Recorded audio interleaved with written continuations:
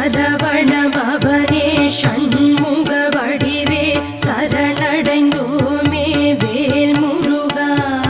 கரங்கள் குவித்து உன்னடி பணிய காத்திடுவாயே வேல் முருகா. நிரந்தரமான உனதருள் வேண்டி நினைப்போம் உன்னை வேல் முருகா. பரமன் மகனே பன்னிரு கரனே பணிந்தோம்